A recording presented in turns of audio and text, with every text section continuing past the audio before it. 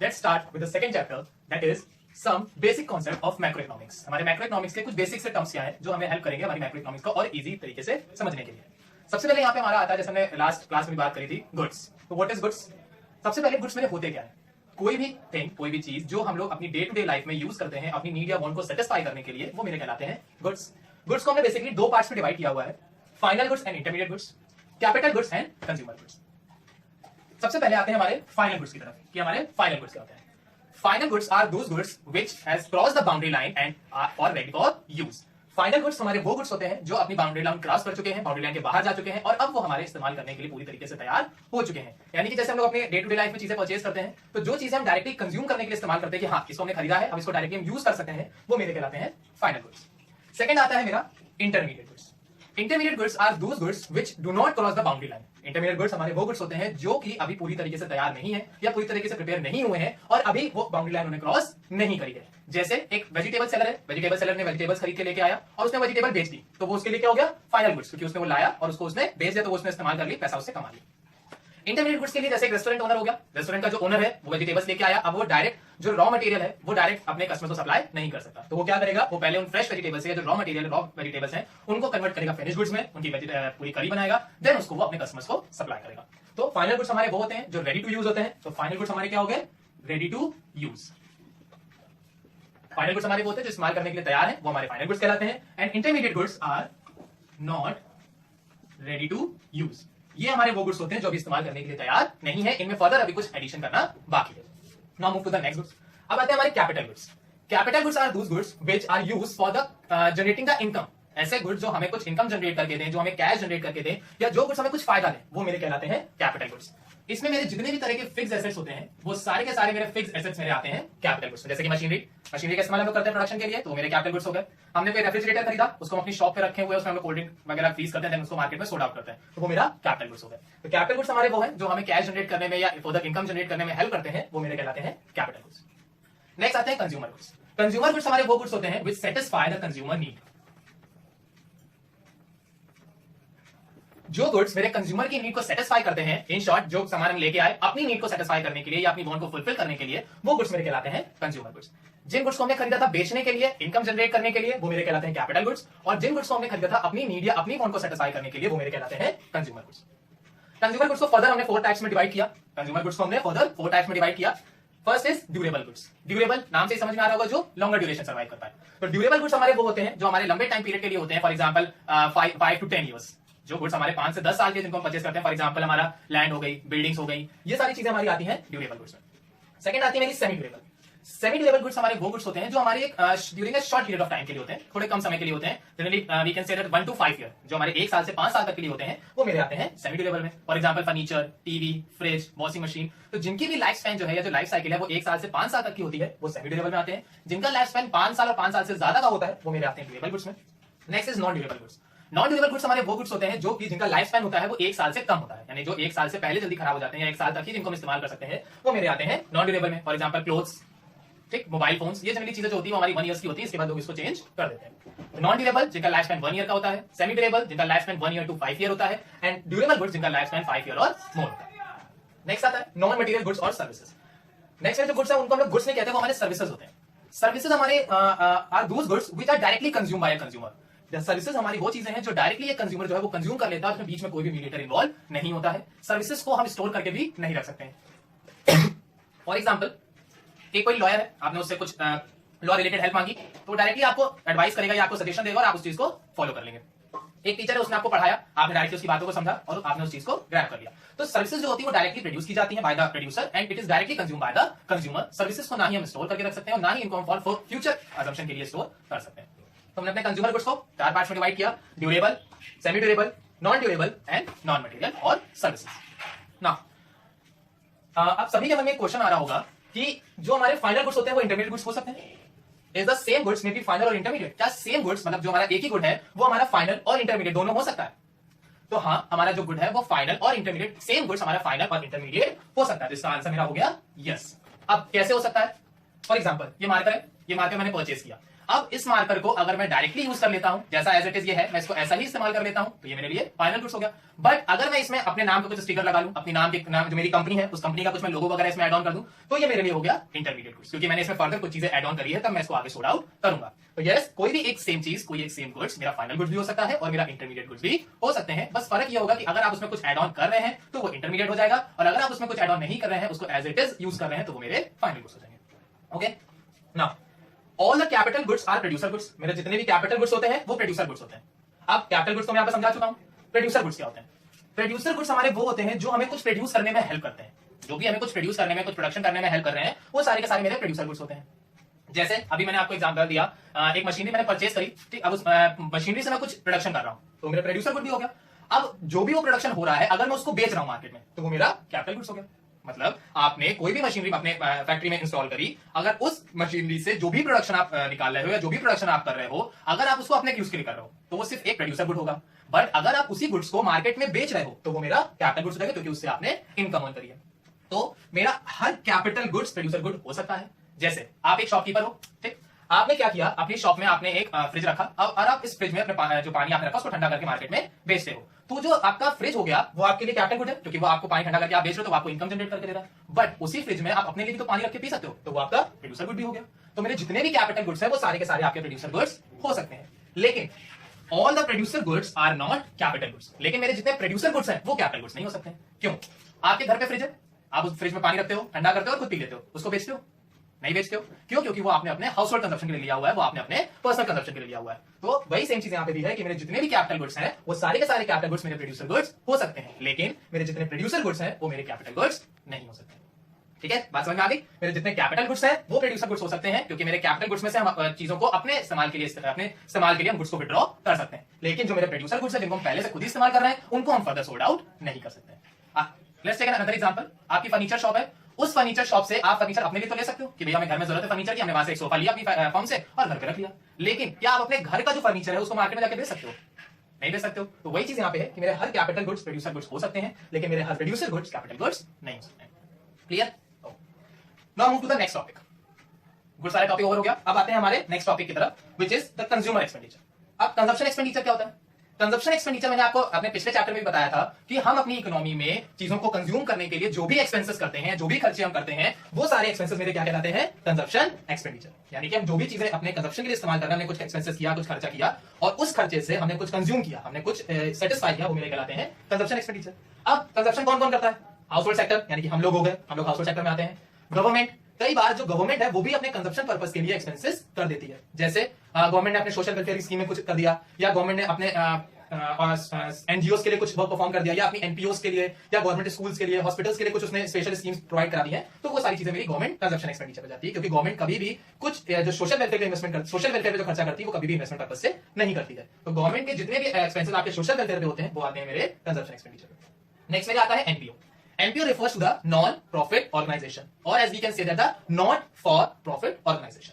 NPO refers to the not-for-profit organization or non-profit organization. अब ये नाम से ही आपको समझ में आ रहा होगा, नॉट फॉर प्रॉफिट ऑर्गेनाइजेशन। जो ऑर्गेनाइजेशन आपके प्रॉफिट मोटिव के लिए काम नहीं करती है, उनका सिर्फ और सिर्फ मोटिव होता है सोशल वेलफेयर करना, लाइक स्कूल, कॉलेजेस, हॉस्पिटल्स, ये सारी चीजें मेरी आती हैं एनजीओस में या एनपीओस में। तो ये जितने भी तीन मेरे एग्जांपल मैंने आपको दिए हैं वो सारे मेरे किसमें आते हैं? Consumption expenditure. तो कंजप्शन एक्सपेंडिचर हमारी इकोनॉमी में किस किस पार्ट से होता है? House hold, government and NPO. Okay, next मेरा आता है इन्वेस्टमेंट एक्सपेंडिचर। इन्वेस्टमेंट एक्सपेंडिचर जो हमारा होता है, ये हमारा हम इन्वेस्टमेंट यानी कि कुछ कैपिटल फॉर्मेशन से, it refer to the capital formation, यानी कि जो एक्सपेंसेस हम कुछ फर्दर कैपिटल फॉर्मेशन के लिए करते हैं कि मेरी इनकम बढ़ जाए, मेरी कैपिटल इंक्रीज हो जाए, या मेरी कुछ ग्रोथ हो जाए। तो अगर हम कुछ ग्रोथ प्रोस्पेक्टस से, कुछ इंक्रीमेंट के लिए या अपनी कैपिटल फॉर्म करने के लिए जो एक्सपेंसेस करते हैं वो मेरे कहलाते हैं इन्वेस्टमेंट एक्सपेंडिचर। अब मैंने अपने इन्वेस्टमेंट एक्सपेंडिचर को दो पार्ट्स में डिवाइड किया, fixed investment and inventory investment. ठीक है, मैंने अपने इन्वेस्टमेंट को दो पार्ट्स में डिवाइड किया, which is fixed investment and inventory investment. Fixed investment, fixed investment हमारी वो इन्वेस्टमेंट होती है जो हमने एक बार कर दी for the longer period of time. जो हमने लंबे समय के लिए कोई भी हमने इन्वेस्टमेंट करी है, लॉन्गर ड्यूरेशन की हमने जो इन्वेस्टमेंट करी है, वो मेरी सारी आती है फिक्स्ड इन्वेस्टमेंट में। जैसे कि हमारे फिक्स्ड इन्वेस्टमेंट के एग्जांपल यहां पे मेरा क्या हो गया? Fixed assets. हम अपने जो फिक्स्ड एसेट्स पे खर्चा करते हैं, फिक्स्ड एसेट्स यानी कि लैंड, बिल्डिंग्स एंड मशीनरी। हम अपने लैंड, बिल्डिंग्स एंड मशीनरी पे जो भी एक्सपेंसेस करते हैं वो किस लिए करते हैं? ताकि हम उनसे फर्दर इनकम जनरेट हो पाए या उनको हम एक लंबे समय के लिए अपने कैपिटल जनरेशन के लिए रख पाए। तो वो मेरे कहलाते हैं फिक्स्ड इन्वेस्टमेंट। नेक्स्ट मेरा आता है इन्वेंटरी इन्वेस्टमेंट। इन्वेंट्री इन्वेस्टमेंट हमारे वो होते हैं जो अभी हमारे ऑन प्रोसेस चल रहा है। ऑन प्रोसेस का मतलब क्या होगा, जो अभी पूरी तरह से हमने इन्वेस्टमेंट नहीं किया हुआ है, वो अभी हमें फर्दर कुछ चीजें ऐड ऑन होना बाकी है। इसका एग्जांपल मेरा क्या होगा, semi finish goods and raw material. Semi finish goods and raw material, ये दोनों सेमी फिनिश गुड, हम लोग इसको कन्वर्ट करेंगे फिनिश गुड में, फिर हम इनकम जनरेट कर सकते हैं। रॉ मटेरियल कन्वर्ट करेंगे सेमी फिनिश गुड में, सेमी फिनिश गुड को फिनिश गुड्स में। तो जो हमारी इन्वेंटरी इन्वेस्टमेंट होती है, इसमें हमें फर्दर कुछ चीजें भी ऐड ऑन करना बाकी होती हैं, इनमें फर्दर कुछ प्रोसेस अभी बाकी होते हैं, इसलिए इनको हम बोलते हैं इन्वेंट्री इन्वेस्टमेंट। इन्वेंट्री का एक और नाम होता है जिसको हम लोग बोलते हैं stock. Inventory refers to the stock, तो इसको हम लोग स्टॉक इन्वेस्टमेंट भी बोलते हैं। इसीलिए जो मेरे स्टॉक होते हैं वो मेरे दो पार्ट में हो गए, सेमी फिनिश गुड और रॉ मटेरियल, और जितने भी मेरे फिनिश गुड होंगे वो सारे मेरे इसमें आ जाएंगे। ठीक है, तो मेरी इन्वेस्टमेंट एक्सपेंडिचर क्या होती है, जो भी खर्चा हम फर्दर कैपिटल फॉर्मेशन के लिए कर रहे हैं या कुछ इनकम जनरेट करने के लिए जो एक्सपेंसेस हम कर रहे हैं, वो मेरे कहलाते हैं इन्वेस्टमेंट एक्सपेंडिचर। इन्वेस्टमेंट एक्सपेंडिचर को हमने दो पार्ट्स में डिवाइड किया, fixed investment and inventory investment. Fixed investment हमारी फिक्स्ड एसेट्स के लिए की जाती है और इन्वेंटरी इन्वेस्टमेंट हमारे स्टॉक्स को मेंटेन करने के लिए जाता है। Topic is inventory investment. In the last class, I have tell about what is inventory investment, and now I am going to tell you about the types of inventory investment. तो basically हमने अपने inventory investment को दो parts में यहाँ पे divide किया हुआ है, और वो दो टाइप्स मेरे यहाँ पे क्या है, desired inventory investment and undesired inventory investment. सबसे पहला मेरा क्या है, डिजायर्ड इन्वेंटरी इन्वेस्टमेंट। डिजायर्ड का मतलब होता है कि जो चीज हम चाहते हैं, यानी कि डिजायर्ड मेरा यहाँ पे क्या हो गया, प्लान। जो चीजें हम प्लान करके सारे काम करते हैं या जो चीजें मेरे प्लान आउट होकर वर्क परफॉर्म किया जाता है, वो मेरा आता है डिजायर्ड में। तो यहां पे बात हो रही है मेरे डिजायर्ड इन्वेंट्री स्टॉक की। इन्वेंट्री स्टॉक जो गुड्स मेरे पास अवेलेबल है, whether it is a form of raw material, semi finish good और अ फिनिश गुड, जो भी स्टॉक हमारे पास चाहे वो फिनिश गुड में हो, रॉ मटेरियल में हो, सेमी फिनिश गुड में, या किसी भी तरह से जो भी स्टॉक मेरे पास अवेलेबल है और हमने उसको प्लान आउट किया था कि हमें कितना स्टॉक मेंटेन करना है, वो मेरा कहलाता है desired inventory stock. Desired inventory stock हम लोग मेंटेन किस लिए करते हैं, to fulfil the demand.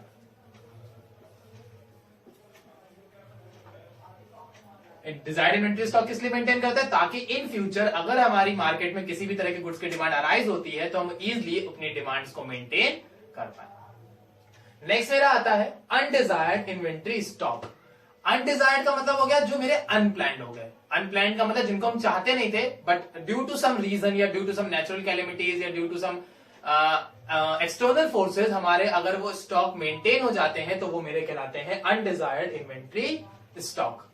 For example, आपके मार्केट में बहुत अच्छा ट्रेंड चल रहा है, आपके मार्केट में बहुत अच्छी डिमांड चल रही है, but due to any reason या due to any change in technology, change in fashion, change in trends और due to any some other reasons, अगर आपके गुड्स की डिमांड सर्टेनली कम हो जाती है, सर्टेनली फॉल हो जाती है, तो आपके पास अनसोल्ड स्टॉक बचेगा। वही अनसोल्ड स्टॉक जो है वो मेरा कहलाएगा अनडिजायर्ड इन्वेंट्री स्टॉक। यानी कि आपके फैक्ट्री में, फर्म में, कंपनी में जो स्टॉक अनसोल्ड रह जाता है या जो स्टॉक आपका नहीं बिक पाता है ड्यू टू एनी रीजंस, वो स्टॉक मेरा कहलाता है अनडिजायर्ड इन्वेंट्री स्टॉक।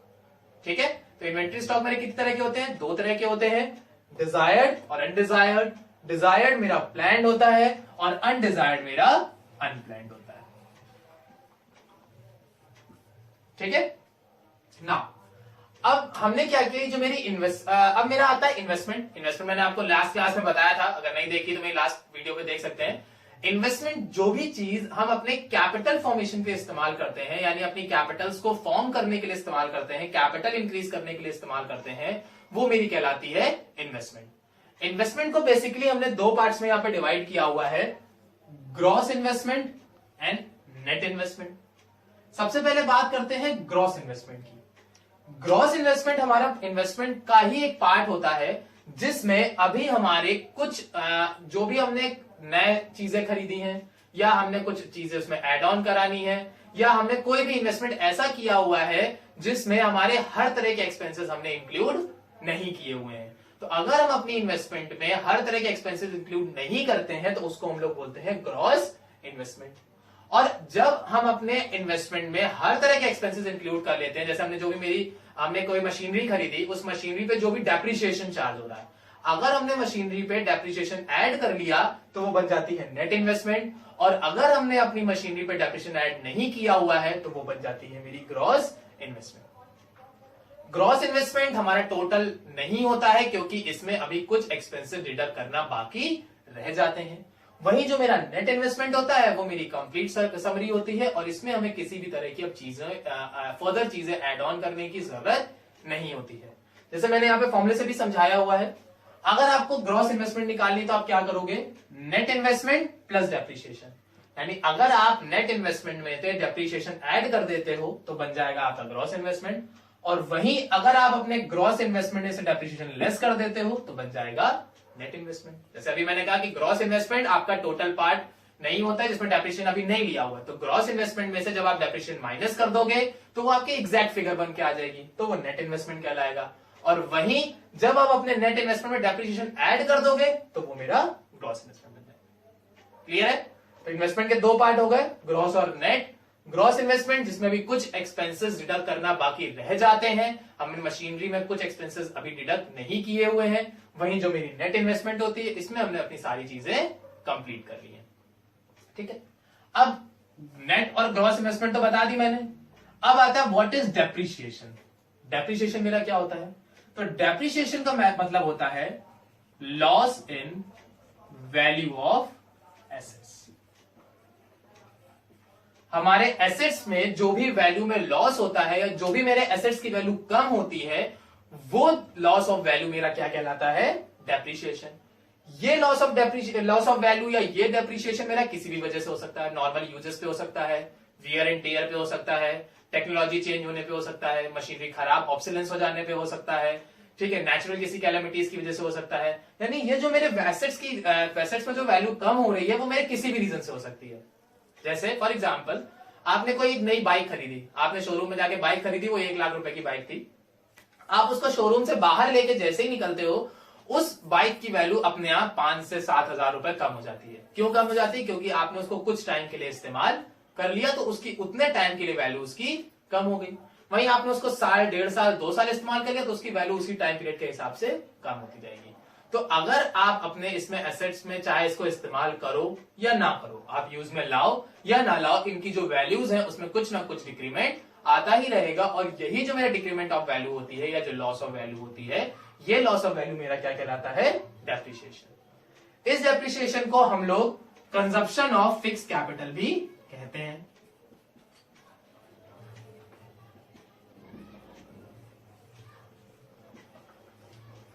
क्या कहते हैं इसको, डेप्रिसिएशन को हम लोग कंजप्शन ऑफ फिक्स कैपिटल भी बोलते हैं। ठीक, अब ये जो डेप्रिसिएशन होता है मेरा एक तरह का लॉस है, नुकसान है। ऑब्वियसली अगर मेरी मशीनरी की वैल्यू कम हो रही है तो वो नुकसान है। तो हर बिजनेसमैन ये चाहता है कि उसके फैक्ट्री या फर्म या कंपनी में जो भी नुकसान हो रहा है वो उस नुकसान को इजिली कवर अप कर पाए, उस नुकसान को या रिस्क को या लॉस को आसानी से कवर अप कर सके। तो इस डेप्रिसिएशन को मेंटेन करने के लिए, डेप्रिसिएशन के लॉस को बियर करने के लिए हर बिजनेस फर्म या हर बिजनेसमैन क्या करता है, एक फंड क्रिएट करता है जिसका नाम होता है डेप्रिसिएशन रिजर्व फंड। अब इसमें नाम से ही आपको समझ में आ रहा होगा, डेप्रिसिएशन रिजर्व फंड। डेप्रिसिएशन मैंने आपको पहले बता दिया, loss in value of assets. Reserve का मतलब होता है हम अपनी इनकम का कुछ हिस्सा सेव करके रख देते हैं फॉर द फ्यूचर अनसर्टेनिटीज या फॉर द फ्यूचर रिस्क। हमारे फ्यूचर में आने वाले रिस्क के लिए, फ्यूचर में आने वाली अनसर्टेनिटीज के लिए जो हम पैसा साइड में बचा के रख देते हैं वो पैसा मेरा कहलाता है रिजर्व। तो जब हम यहाँ पे अपने डेप्रिसिएशन के लिए पैसा जोड़ के रख रहे हैं कि मेरी मशीनरी में वैल्यू कम होनी होनी, हमें पता है मेरी मशीनरी की वैल्यू कम होगी, तो जब हम अपने सर्टेन एक्सपेंसेस के लिए कोई भी पैसा सेव करके चलते हैं तो उसको हम लोग बोलते हैं रिजर्व। तो यहाँ पे हम लोग डेप्रिसिएशन के लिए पैसा बचा के चल रहे हैं, इसलिए इसका नाम है depreciation reserve fund. Depreciation reserve fund हमारा जो होता है, हमारे डेप्रिसिएशन किसी भी मशीनरी पे जितना भी डेप्रिसिएशन चार्ज हो रहा है उसको हम लोग अपने इस फंड से मेंटेन कर सकते हैं। अब ये जो डेप्रिसिएशन होता है इसको हमने 2 पार्ट्स में डिवाइड किया, एक्सपेक्टेड और अनएक्सपेक्टेड। एक्सपेक्टेड आपको नाम से ही समझ में आ रहा होगा, एक्सपेक्टेड है, मालूम है इतना तो नुकसान मेरा होगा ही होगा या इतनी तो मेरी वैल्यू डेप्रिशिएट करेगी ही करेगी। तो जब हमें अपने डेप्रिसिएशन के बारे में कंप्लीट नॉलेज होती है कि हम मशीनरी को इस्तेमाल कर रहे हैं इसलिए खराब हो जाएगी, 2 साल 4 साल बाद इसके नई टेक्नोलॉजी आ जाएगी तो ये मेरी आउटडेटेड हो जाएगी, तो यहाँ पे मेरी वैल्यू कम हो जाएगी। तो जब हमें अपने मशीनरी के बारे में उसका फ्यूचर पता होता है कि उसकी वैल्यू इन फ्यूचर कमी होने वाली है, तो वो मेरा कहलाता है एक्सपेक्टेड ऑब्लिसेंस। इसको हम लोग कंजप्शन ऑफ फिक्स कैपिटल भी बोलते हैं, क्योंकि हमें पता होता है कि ये डेप्रिसिएशन मेरा इस पे चार्ज होना ही होना है। तो जब हमें अपनी मशीन पे डेप्रिसिएशन मालूम होता है कि उस पे कितना डेप्रिसिएशन लगने वाला है, उसको हम लोग बोलते हैं एक्सपेक्टेड ऑब्लिसेंस। दूसरा मेरा आता है अनएक्सपेक्टेड। अनएक्सपेक्टेड ऑब्लिसेंस जो मेरा होता है वो मेरे एक हमें अनसर्टेन होता है। अनसर्टेन का मतलब जिसके बारे में हमें कोई भी आइडिया नहीं होता, हमें मालूम ही नहीं है। अब आप बैठे हो घर में कि हाँ मेरे पास तो सब कुछ है, लैंड भी है, बिल्डिंग भी है, मेरा बढ़िया मकान बना हुआ है, अचानक से अर्थक्वेक आ गया, सारा कब खत्म, सारा आपका जो भी स्ट्रक्चर था, जो भी प्लानिंग थी, सारी चीजें आपकी खत्म हो गई। तो जब आपके कोई अनएक्सपेक्टेड ऑब्लिसेंस हो जाते हैं, यानी कि आपने उसकी चीजें उसके लिए प्लान आउट नहीं किया हुआ था, किसी अनसर्टेनिटी से, किसी नेचुरल कैलेमिटीज से, कोई अर्थक्वेक आ गया, कोई डिजास्टर आ गया, कोई फ्लड आ गया, कोई ड्रॉट्स आ गए, अगर इन सारी चीजों की वजह से अगर आपके किसी फिक्स एसेट्स में कोई नुकसान हो जाता है, तो वो मेरा कहलाता है अनएक्सपेक्टेड ऑब्लिसेंस। एक्सपेक्टेड जो हमारा सर्टेन होता है, हमें मालूम होता है, अनएक्सपेक्टेड जिसके बारे में हमें कोई भी नॉलेज नहीं होती है। अनएक्सपेक्टेड को ही हम लोग कैपिटल लॉस बोलते हैं, क्योंकि इसमें मेरी पूरी कैपिटल लॉस हो जाती है। जैसे आपने कोई एक मशीनरी खरीदी, अब आपको पता है उस मशीनरी पे डेप्रिसिएशन तो लगेगा ही लगेगा, जाहिर सी बात है। आपने बाइक अगर खरीदी, आपने कोई भी बाइक परचेज करी है, तो उस बाइक पे डेप्रिसिएशन लगना ही लगना है। साल, 2 साल, 5 साल बाद उसकी वैल्यू कम होनी ही होनी है, तो वो आपका एक्सपेक्टेड हो गया। बट आप बाइक खरीद के लाए, 3 महीने बाद वो चोरी हो गई। अब जब 3 महीने बाद वो चोरी हो गई, तो इसके लिए तो आप प्रिपेयर थे नहीं, तो ये क्या हो गया, मेरा अनएक्सपेक्टेड हो गया, ये तो मालूम नहीं था, तो उसमें मेरी पूरी बाइक चली गई, तो वो मेरा हो गया कैपिटल लॉस। तो डेप्रिसिएशन को 2 पार्ट्स में डिवाइड किया, एक्सपेक्टेड और अनएक्सपेक्टेड। एक्सपेक्टेड जिसके बारे में हमें मालूम होता है, सर्टेन होता है, फिक्स होता है। अनएक्सपेक्टेड जिसके बारे में हमें कोई भी नॉलेज नहीं होती।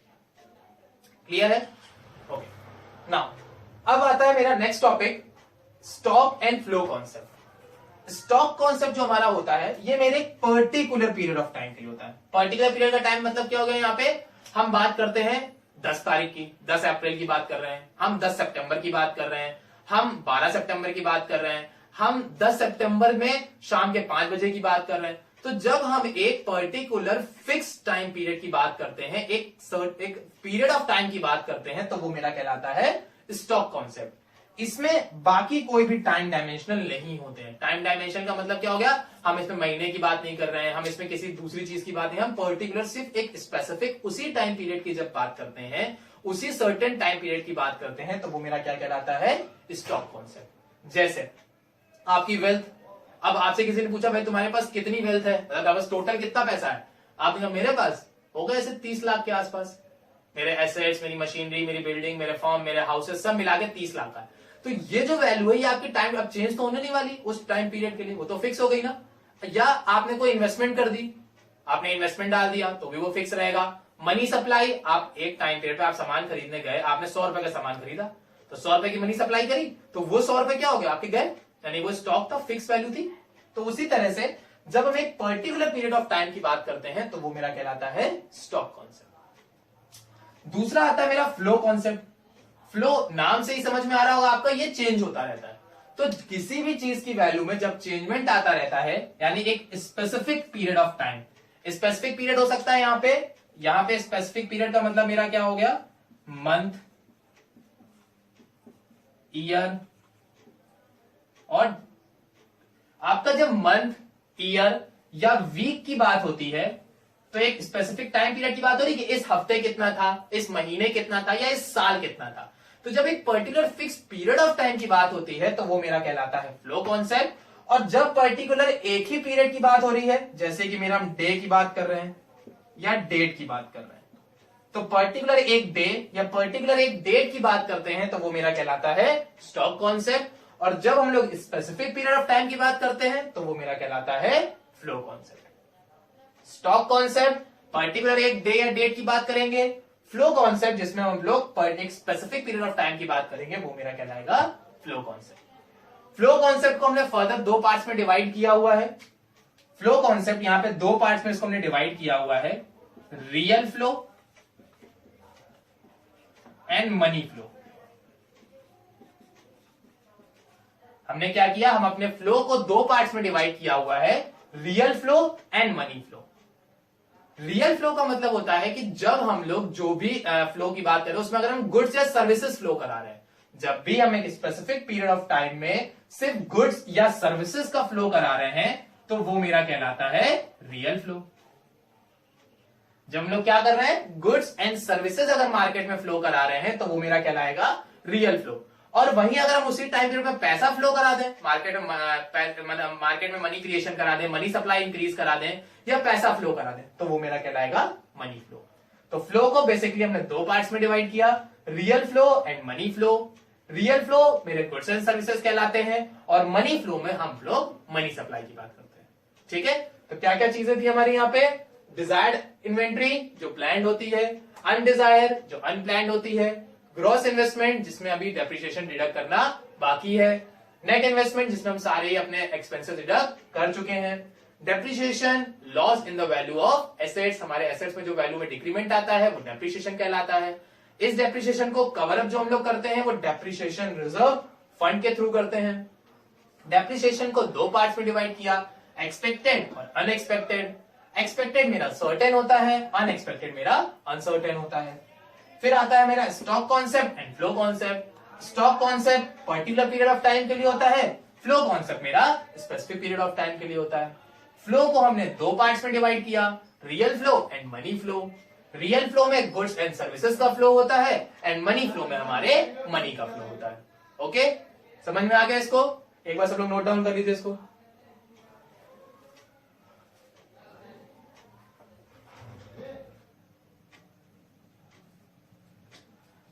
Now move to the next topic. हमारी पूरी ओवरऑल इकोनॉमी में, हमारी जो पूरी इकोनॉमी होती है उस इकोनॉमीज को हमने कुछ पार्ट में डिवाइड किया हुआ है। हमारी जो इकोनॉमी होती है उसको हमने कुछ जो हमारे पार्ट्स है कौन कौन से हैं, 2 sector economy, 3 sector economy and 4 sector economy. कौन कौन से पार्ट है, 2 सेक्टर, 3 सेक्टर एंड 4 सेक्टर। मतलब हमने अपनी पूरी इकोनॉमी में कुछ सेक्टर्स डिवाइड किए हुए हैं, उन सेक्टर्स पे हमारी पूरी इकोनॉमी बेस करती है। अब सबसे पहले मेरा आता है यहाँ पे 2 सेक्टर इकोनॉमी। 2 सेक्टर इकोनॉमी में क्या होता है, यहाँ पे मेरे सिर्फ 2 लोग हैं, जैसे नाम से समझ में आ रहा होगा।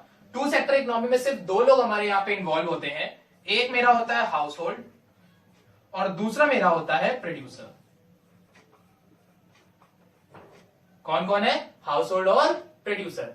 यानी कि यहाँ पे हमारी जो नॉर्मल जो डे टू डे लाइफ में हम लोग चीजें परचेज करते हैं, प्रोड्यूसर ने बनाई, हाउस होल्ड ने उसको खरीद लिया, फिर प्रोड्यूसर ने बनाई, फिर हाउस होल्ड ने खरीदा, फिर प्रोड्यूसर ने बनाई, फिर हाउस होल्ड ने खरीदा। तो हमारी इकोनॉमी में 2 सेक्टर इकोनॉमी में कौन कौन आता है, हाउस होल्ड और producer. Now next move to the 3 sector economy. 3 sector नाम से समझ में आ रहा होगा, इसमें 3 लोग इन्वॉल्व होंगे। 3 सेक्टर इकोनॉमी में कौन कौन होता है, हाउस होल्ड होगा मेरा, वो तो है ही रहेगा क्योंकि हाउस होल्ड कंज्यूमर्स होते हैं, बिना कंज्यूमर्स के कोई भी इकोनॉमी चली नहीं सकती है। दूसरे मेरे प्रोड्यूसर्स होंगे जो गुड्स बनाएंगे, क्योंकि जब तक गुड्स बनाने वाला नहीं होगा तब तक कंज्यूम करने वाला कोई कंज्यूमर उसे कंज्यूम कर ही नहीं पाएगा। 3 सेक्टर इकोनॉमी में मेरा एक चीज और ऐड हो जाती है, वो मेरी होती है गवर्नमेंट। तो 3 सेक्टर में मेरे कौन कौन से हो गए यहाँ पे, house hold, producer and government. 2 sectors में हाउस होल्ड और प्रोड्यूसर, 3 सेक्टर में household, producer and government. But यहां तक ये जितनी भी चीजें हो रही हैं मेरे 3 सेक्टर इकोनॉमी में, ये सारी की सारी चीजें मेरी कहां हो रही है, मेरी इसको हम लोग बोलते हैं क्लोज्ड इकोनॉमी। क्या बोलते हैं, क्लोज्ड इकोनॉमी, क्योंकि यहां पे अभी किसी भी तरह का कोई भी इंपोर्ट एंड एक्सपोर्ट नहीं किया गया है। अभी तक हम जितनी भी चीजें परचेज या सेल कर रहे हैं वो सारी हमारी डोमेस्टिक बाउंड्री लाइन के अंदर हो रही है। लेकिन जब हम लोग 4 सेक्टर इकोनॉमी की तरफ मूव करते हैं तो यहां पे हमारा एक्सटर्नल पार्ट या फिर ROW, ROW का मतलब रेस्ट ऑफ वर्ल्ड। ROW मतलब क्या होगा, रेस्ट ऑफ द वर्ल्ड, मतलब हमारी इंडिया के बाहर अलावा जितनी भी कंट्रीज हैं वो मेरी आती हैं रेस्ट ऑफ द वर्ल्ड में। तो जब हम लोग क्लोज इकोनॉमी की बात करते हैं तो क्लोज इकोनॉमी में मेरे 2 सेक्टर्स आते हैं, 2 सेक्टर एंड 3 सेक्टर, और ओपन इकोनॉमी में हमारे 4 सेक्टर हो जाते हैं। हमारी इकोनॉमी में 2 इकोनॉमी होती हैं, क्लोज और ओपन। क्लोज इकोनॉमी में आते हैं 2 सेक्टर और 3 सेक्टर एंड ओपन इकोनॉमी में मेरा आता है 4 सेक्टर। ठीक है, सेक्टर्स तो क्लियर हो गए होंगे। चलिए अब यहाँ पे मेरे आते हैं कि होते क्या क्या है। सबसे पहले मेरे हम 4 सेक्टर्स डिफाइन कर देते हैं कि जो चारों सेक्टर्स मेरे होते हैं वो होते क्या एक्चुअली में। सबसे पहले मेरा आता है हाउस होल्ड।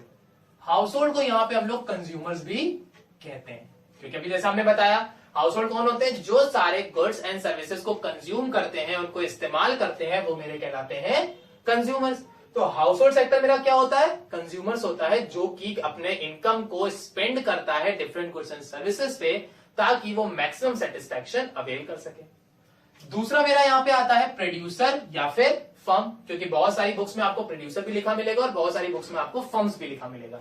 तो सेकंड मेरी जो सेक्टर होता है वो मेरा होता है प्रोड्यूसर सेक्टर।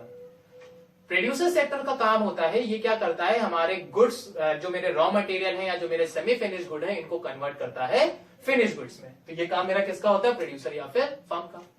थर्ड आती है मेरी गवर्नमेंट। इसका काम होता है, ये मेरा चेक एंड कंट्रोल करती है।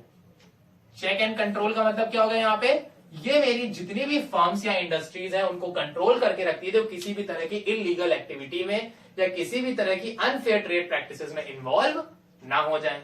तो यहां पे मेरा क्या आता है, गवर्नमेंट। गवर्नमेंट मेरा 3 सेक्टर इकोनॉमी होगी। लास्ट मेरा आता है एक्सटर्नल या फिर रेस्ट ऑफ द वर्ल्ड। जब हम लोग अपनी इकोनॉमी से इंपोर्ट या एक्सपोर्ट करने लगते हैं, हम क्या कर रहे हैं, अपनी इकोनॉमी से इंपोर्ट या एक्सपोर्ट करने लग जाते हैं, तो वो मेरा बन जाता है rest of the world economy. तो बेसिकली यहां पे 2 सेक्टर इकोनॉमी में क्या क्या आएगा, हाउस होल्ड और प्रोड्यूसर। 3 सेक्टर इकोनॉमी में household, producer, government. 4 sector economy में household, producer, government and external. Clear है, ओके। नेक्स्ट आता है मेरा इंटर सेक्टोरल फ्लोज। अब नाम देखिए इसका इंटर सेक्टोरल। अब ये इंटर सेक्टोरल क्या होता है, पहली बार सुन रहे हैं हम लोग। तो अब अगर इसको 20 से डिवाइड कर दें तो समझ में आ जाएगा। हम इसको यहां 20 से इस तरह से डिवाइड कर देते हैं। अब ये क्या बन गया, इंटर सेक्टोरल। इंटर सेक्टोरल का मतलब क्या होगा, मेरे जितने भी सेक्टर्स हैं वो सारे के सारे आपस में कंबाइन है, वो सारे के सारे आपस में इंटरलिंक्ड है। मतलब कि बिना हाउस होल्ड के प्रोड्यूसर का काम नहीं चलने वाला और बिना प्रोड्यूसर के हाउस होल्ड का काम नहीं चलने वाला। बिना गवर्नमेंट के यानी बिना सोशल वेलफेयर के या बिना चेक के ना हाउस होल्ड को अच्छी चीजें मिलेंगी और ना प्रोड्यूसर का भी अच्छी चीजें बनाएगा। और बिना रेस्ट ऑफ द वर्ल्ड के मेरे पास नई नई टेक्नोलॉजी नहीं आएगी। टेक्नोलॉजी नहीं आएगी तो प्रोडक्शन नहीं होगा, प्रोडक्शन नहीं होगा तो इनकम नहीं होगी, इनकम नहीं होगी तो गवर्नमेंट को टैक्सेस नहीं मिलेंगे। तो इंटरसेक्टोरल फ्लोज का मतलब होता है कि जब मेरे ये जितने चारों सेक्टर्स मेरे दिए गए हैं, ये चारों के चारों सेक्टर्स आपस में इंटरकनेक्ट होते हैं। तो जब मेरे चारों सेक्टर आपस में इंटरकनेक्टेड हैं, तो ये इंटरकनेक्शन मेरा क्या कहलाता है, intersectoral flows. Okay, intersectoral flows क्या है, जब मेरे ये चारों जो मेरे सेक्टर्स हैं, ये चारों सेक्टर्स आपस में इंटर रिलेटेड होते हैं, इंटरकनेक्टेड होते हैं, तो ये inter relation between all the 4 sectors मेरा कहलाता है intersectoral flows. Now next, circular flow of income. अब यहाँ पे सर्कुलर का मतलब एक सर्कल में ये सारी चीजें चलती हैं, मतलब एक जगह से शुरू होती है और वहीं पे आके खत्म हो जाती हैं। फ्लो ऑफ इनकम का मतलब हो गया, जो इनकम होती है वो मेरी एक जगह से शुरू होती है और वहीं पे आके खत्म हो जाती है। जैसे अब यहाँ पे सबसे पहले क्या होगा, हमने कुछ, जैसे हम प्रोड्यूसर हैं, सबसे पहले हम क्या करेंगे, कुछ ना कुछ हमने प्रोडक्शन किया। अब इस प्रोडक्शन को हम लेके आए, हमने मार्केट में इसको सोल्ड किया तो हमको इनकम रिसीव हो गई। उस इनकम में से हम क्या करेंगे, एक्सपेंसेस करेंगे। उस इनकम से हमने क्या किया, एक्सपेंसेस किए। अब ये एक्सपेंसेस मेरे 2 पार्ट्स में डिवाइड हो जाएंगे। एक होगा मेरा कंजप्शन